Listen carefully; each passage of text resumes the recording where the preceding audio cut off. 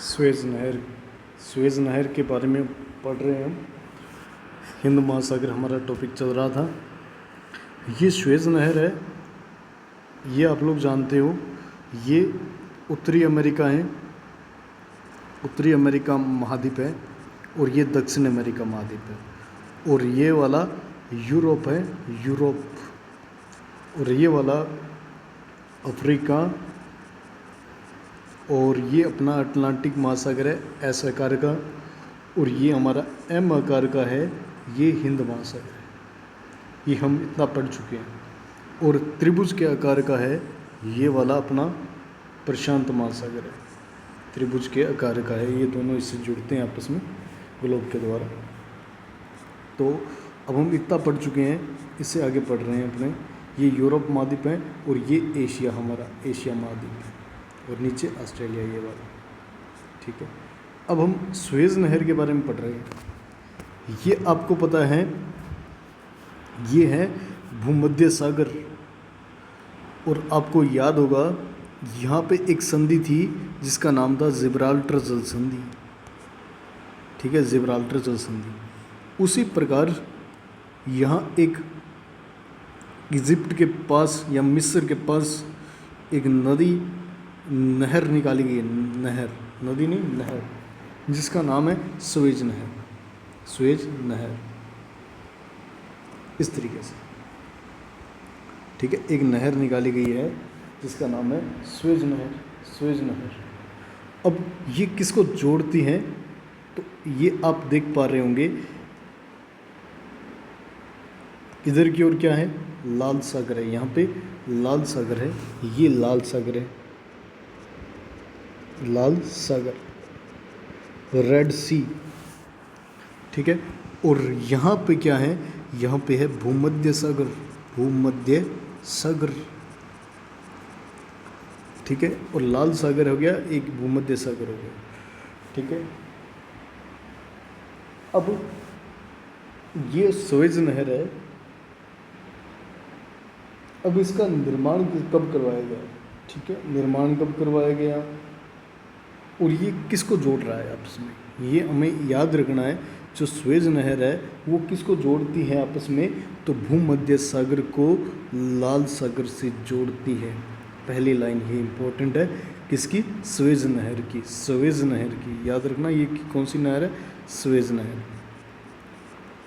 ठीक है, स्वेज नहर। इसके बारे में महत्वपूर्ण बात है, वो पहली ये है कि भूमध्य सागर को लाल सागर से जोड़ती है। कौन सी नहर जोड़ती है, तो स्वेज नहर है।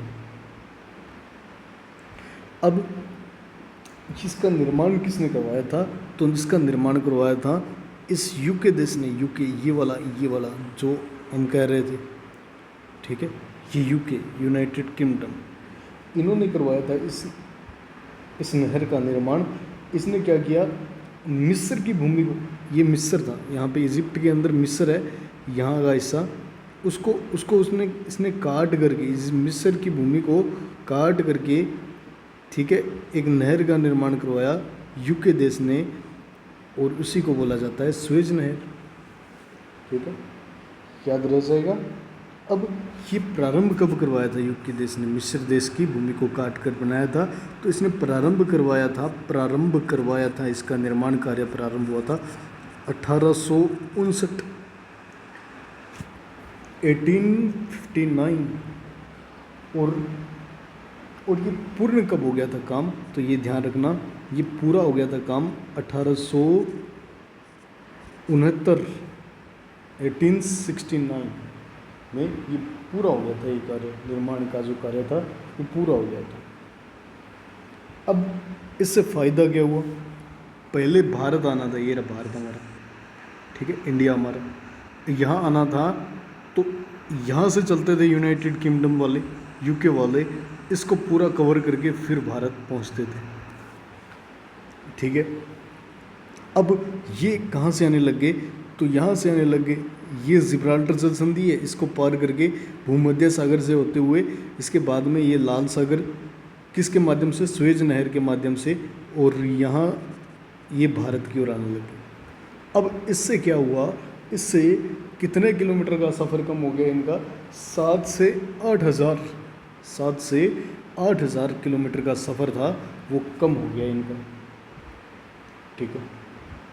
अब इस नहर को बनाने का वाला कोई इंजीनियर था, जिसका नाम याद रखना है आपको। इस नहर को बनाने वाला प्रमुख इंजीनियर था, वो था फर्डिनेंड डी लेसेप्स। फर्डिनेंड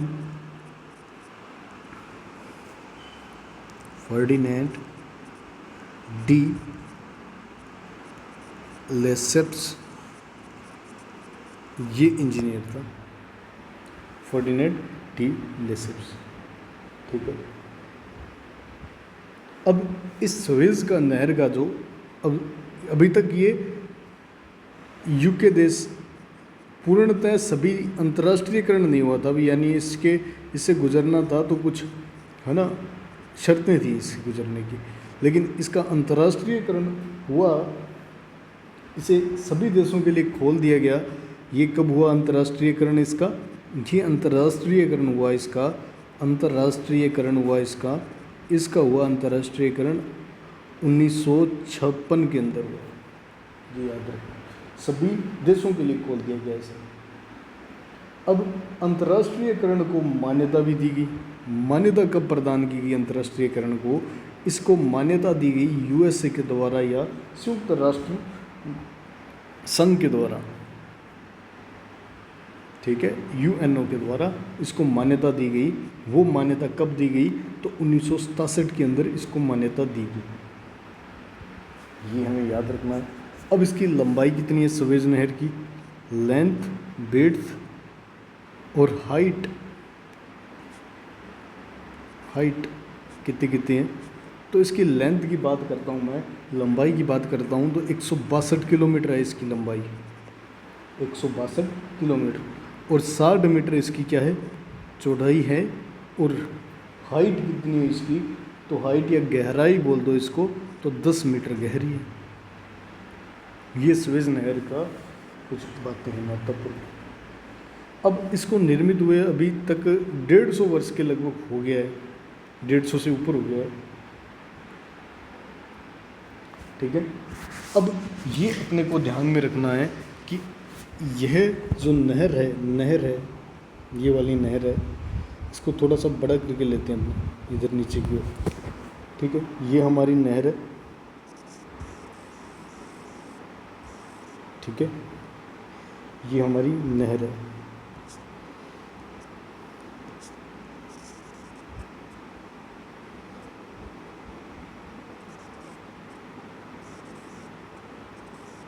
ठीक है, ये नहर है हमारी।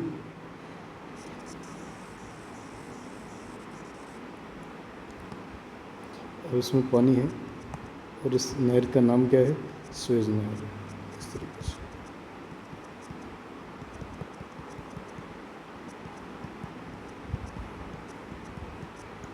ठीक है, सुएज़ नहर।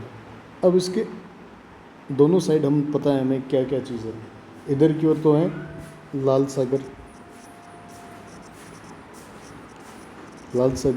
और इधर की ओर है भूमध्य सागर।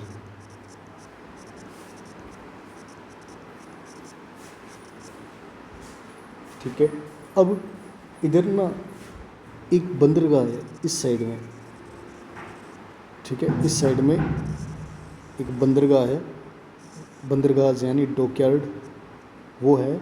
इस बंदरगाह का नाम है पोर्ट सुएज़ नहर के जो इस हिस्से में एक बंदरगाह है, जो भूमध्य सागर की ओर हिस्सा, उसमें एक बंदरगाह है जिसका नाम है पोर्ट सैयद। ठीक है, पोर्ट सैयद बंदरगाह। और इस हिस्से में भी एक डॉकयार्ड बना हुआ है, बंदरगाह बना हुआ है, जिसका नाम है पोर्ट सुएज़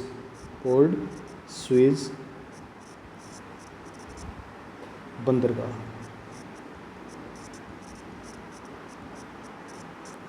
ठीक है, ये 2 बंदरगाह बने हुए हैं यहाँ पे।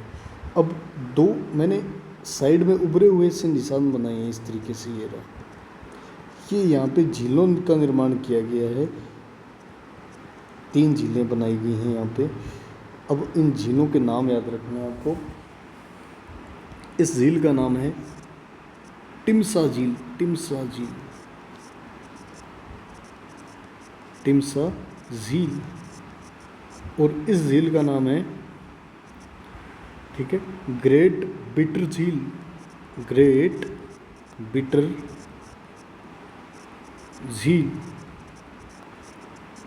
और एक और झील है जिसका नाम है लिटिल बिटर झील, लिटिल बिटर झील। और एक है ग्रेट बिटर झील और एक है टिमसा झील। ये इस तरीके से सुएज़ नहर का डायग्राम रहेगा।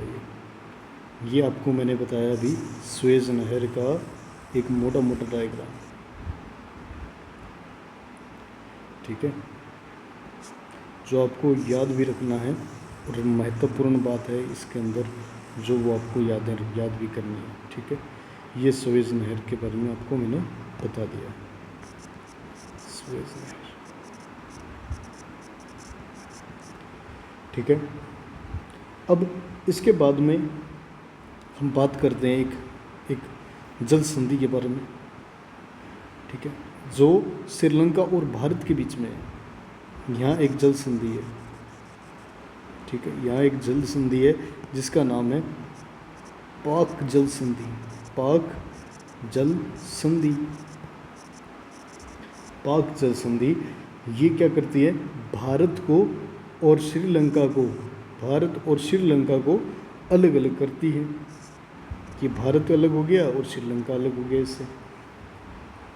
और क्या करती है, ये बे ऑफ बंगाल यानी बंगाल की खाड़ी, और बंगाल की खाड़ी, ठीक है, और मन्नार की खाड़ी, ये वाली मन्नार की खाड़ी, इधर वाली मन्नार की खाड़ी है, उसको आपस में क्या करती है, ये जोड़ती है।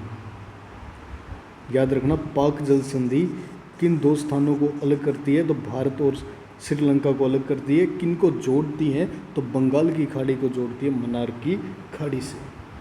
और इस जल संधि के क्षेत्र में क्या बना हुआ है, यहाँ पे राम सेतु बना हुआ है, राम सेतु सभी जानते हो, यहाँ से है ना, राम सेतु बना हुआ है। अब इसके बाद में हम बात करते हैं मोजाम्बिक चैनल के बारे में, ठीक है। मोजाम्बिक चैनल यहाँ है, ठीक है, मेडागास्कर, ठीक है, और ये मोजाम्बिक है, ये बड़ा देश है मोजाम्बिक, और ये है मेडागास्कर, ठीक है। मोजाम्बिक चैनल है ना, यह एक क्या है, जल संधि है, इनके बीच में जल संधि है, ये यहाँ है, ठीक है।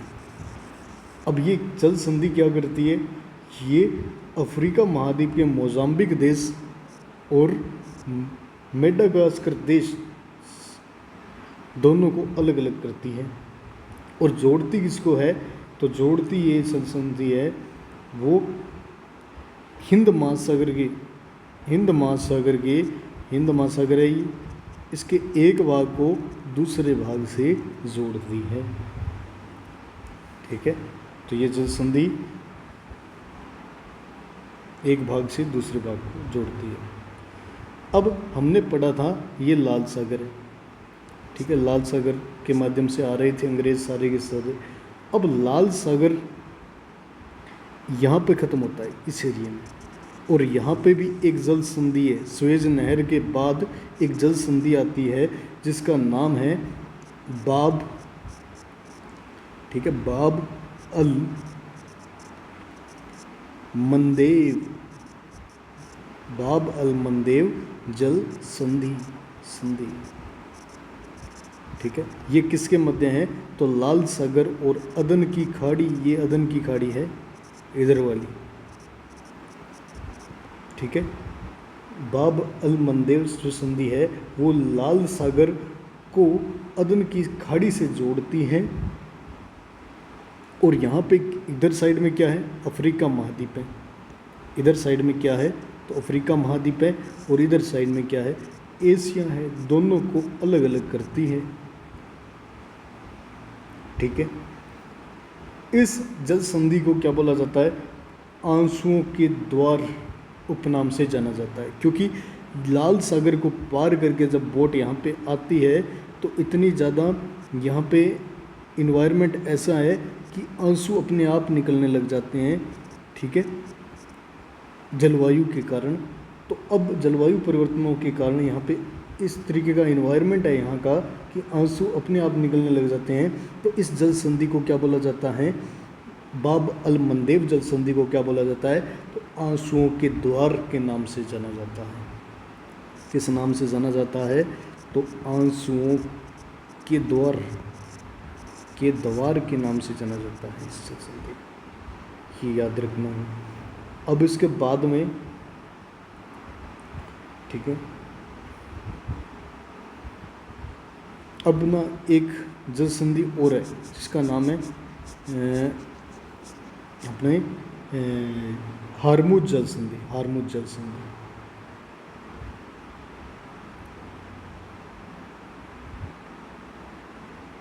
ठीक है। ये हारमुज जल संधि है ना, वो क्या करती है? ये यहाँ पर है कुल मिला के, इस डायरेक्शन में यहाँ पे है। ये क्या करती है? ये फारस की खाड़ी होती है ना, ये ईरान के अंदर है, जो ईरान के अंदर जो फारस की खाड़ी है, ये खाड़ी है ना, जो ये हिस्सा बना हुआ है, ये वाली सारी की सारा हिस्सा क्या है?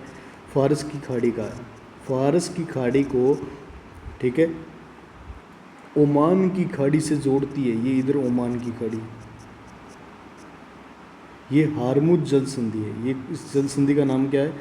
हारमुज जल संधि। लोकेशन इसकी लगभग यहाँ है, ये देखो, ये ईरान हो गया ऊपर की ओर, ठीक है। ईरान के साथ में कौन सी है खाड़ी? तो याद रखना फारस की खाड़ी है। अब ये हो गया अपने पास। अब इसके बाद में ये वाला हिस्सा किसका है? ये ओमान का है। ये वाला हिस्सा ओमान है। इस ओमान और ईरान दोनों को क्या करती है? ये अलग अलग करती है। ये फारस की खाड़ी जो हारमुज जल संधि है वो क्या करती है? फारस की खाड़ी को तो ओमान की खाड़ी से जोड़ती है और दो स्थानों को अलग करती है। किस किस को? ईरान और ओमान को अलग अलग करती है। ये याद रखना है आपको। ये इतने महत्वपूर्ण बातें थी हमारे हिंद महासागर के बारे में। अब हम नोट्स के अंदर चलते हैं, कुछ पढ़ लेते हैं, जल्दी से इन बातों को वापस से दोहरा लेते हैं ताकि आपको रिवीजन हो जाए वापस से। सुएज़ नहर के बारे में बात कर रहे हैं अपने। सुएज़ नहर है, इसके बारे में डिस्कशन कर रहे हैं। सुएज़ नहर क्या है? भूमध्य सागर और ये लाल सागर है, ठीक है। लाल सागर और भूमध्य सागर, ठीक है, दोनों को जोड़ने का काम करती है। और इस सुएज़ नहर के कारीगर थे, क्या इंजीनियर थे, वो क्या थे? फर्डिनेंड डी लेसेप्स थे। और 1967 के अंदर यूएन ने इसको मान्यता दे दी थी, यानी अंतर्राष्ट्रीयकरण को मान्यता प्रदान की गई थी। इसकी लेंथ 162 किलोमीटर है, 60 मीटर ये चौड़ाई है इसकी, और हाइट इसकी, गहराई इसकी 10 मीटर है। ये महत्वपूर्ण हमारे बात है। और ये अपने को पता है कि ये दक्षिण अफ्रीका है, यहाँ पे नीचे की ओर।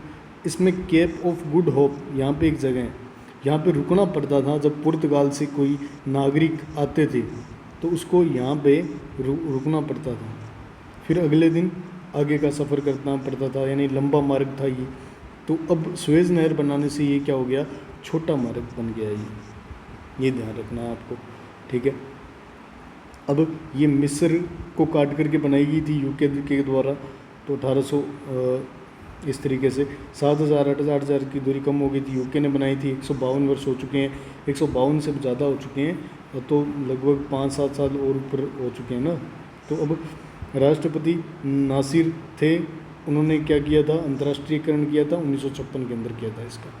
अब सबसे पहले यह नहर कहाँ है? तो भूमध्य सागर को लाल सागर से आपस में जोड़ती है। और यूके देश ने मिस्र देश की भूमि को काट करके 1859 में प्रारंभ किया था और पूर्ण कर दिया था 1869 के अंदर इसका काम।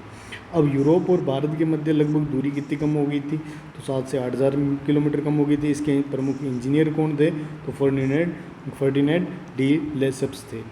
अब इसका बाद में अंतर्राष्ट्रीयकरण हुआ सभी देशों के लिए खोल दिया गया इस नहर को। उसका अंतर्राष्ट्रीयकरण हुआ 1956 के अंदर, और यूएन ने इस अंतर्राष्ट्रीयकरण को क्या कर दिया, यूएन ने मान्यता दे दी इस अंतर्राष्ट्रीयकरण को 1967 के अंदर।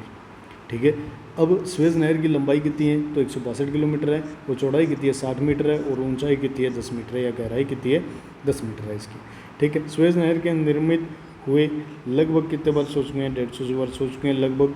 ठीक है, अब स्वेज नहर के उत्तरी दिशा में भूमध्य सागर की ओर एक प्रमुख बंदरगाह है, डॉकयार्ड है, जिसका नाम है पोर्ट सैयद, और लाल सागर की ओर एक बंदरगाह है जिसका नाम है पोर्ट स्वेज। ये आपको याद रह जाएगा। स्वेज नहर के मार्ग में 3 प्रमुख झीलें स्थित हैं। कौन सी? लिटिल बिटर झील, ग्रेट बिटर झील, टिमसा झील। ये भी आपको याद रह जाएगा।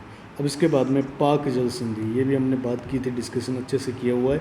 यह जल संधि क्या करती है, भारत को श्रीलंका से अलग करती है, और यह जल संधि बंगाल की खाड़ी को मन्नार की खाड़ी से जोड़ती है, और राम सेतु भी इसी जल संधि क्षेत्र में स्थित है।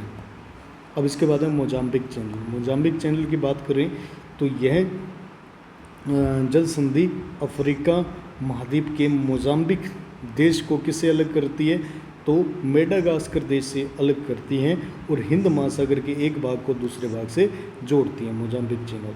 अब इसके बाद में हमने पढ़ा था बाब अल मंदेब जल संधि, जिसको बोला जाता है आंसुओं का द्वार।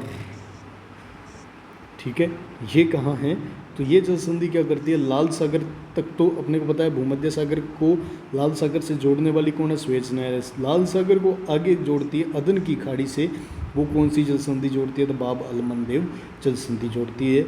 यह जल संधि एशिया महाद्वीप को अफ्रीका महाद्वीप से अलग भी करती है। अब इसके बाद में हम पढ़ रहे हैं हारमुज जल संधि। हारमुज जल संधि है, यह क्या करती है, फारस की खाड़ी जो ईरान के अंदर है, वो ओमान की खाड़ी से जोड़ती है। ओमान अपना देश नीचे पढ़ लिया था हमने ना, ये भी देखा भी था मैप के अंदर। और यह जल संधि क्या करती है, ईरान को ओमान से अलग करती है, ये भी काम करती है। अब इसके 2 महासागर और रह गए हैं, वो छोटे छोटे हैं, अंटार्कटिक महासागर और आर्कटिक महासागर। ठीक है, अभी अपने सिर्फ इनका पढ़ लेते हैं, कोई ज़्यादा विस्तृत डिटेल नहीं है, क्योंकि बर्फ़ ही है इन पे, और कुछ नहीं है इसमें। अब सबसे पहले ये बात याद रखनी कि विश्व का चौथा सबसे बड़ा महासागर है कौन सा, दक्षिणी महासागर बोलते हैं जिसको, या अंटार्कटिक महासागर बोलते हैं। विश्व के कुल जलीय भाग का 6.1% है इसमें, और यह महासागर संपूर्ण ग्लोब या पृथ्वी के दक्षिण दिशा में प्रशांत, अटलांटिक और हिंद तीनों महासागरों का सम्मिलित रूप है। तो ये दक्षिण के अंदर है, ग्लोब के अंदर। अब देख पा रहे हो आप, ग्लोब में निकाल लेता हूँ अपने, तो ये वाला है दक्षिण के अंदर है, और तीनों का संयुक्त रूप है ये वाला हिस्सा। ठीक है, प्रशांत भी आ गया और अंटार्कटिका भी आ गया, ये प्रशांत महासागर का हिस्सा आ गया, ये हिंद महासागर का, तीनों का सम्मिलित सा रूप है ये लगभग। ठीक है, तो ये याद रखना, अंटार्कटिका महाद्वीप या दक्षिणी महाद्वीप, महासागर। ठीक है, सॉरी। अब यह महासागर अंटार्कटिका महाद्वीप के उत्तर में फैला है। यह महासागर वर्ष के अधिकांश समय हिम बर्फ से युक्त रहता है, यानी बर्फ़ जम जाती है इस महासागर के अंदर। इस महासागर का आकार क्या है, रिंग नुमा या वर्तनुमा है, ये याद रखना बस। अब इसके बाद में आता है आर्कटिक महासागर। आर्कटिक महासागर ये 5वां और सबसे छोटा महासागर है, ये याद रखने वाली बात है कि नाम भी छोटा है, आर्कटिक, 4 अंक। ठीक है, 4 शब्दों का नाम है। अंटार्कटिका तो इन्हीं में दोनों में कन्फ्यूज रहेगा, तो नाम से ये देख सकते हो आप, सबसे छोटा महासागर है। महासागर वर्ष के अधिकांश समय क्या रहता है, हिम या बर्फ़ से युक्त रहता है, और इसका भी आकार कैसा है, रिंगनुमा या वर्तनुमा है। यह महासागर उत्तरी ध्रुव या आर्कटिक क्षेत्र के निकट स्थित है, और यह महासागर विश्व के कुल जलीय भाग का 4.3% है, 4.3% है। ठीक है, ये 4.3% हो गया। दक्षिणी महासागर है जो जिसको अंटार्कटिका महासागर बोलते हैं, वो 6.1% है। हिंद महासागर वो कुल जलीय भाग है उसका 19.5%, 19.5% रखता है। और 23.5% रखता है वो अटलांटिक या अंध महासागर रखता है।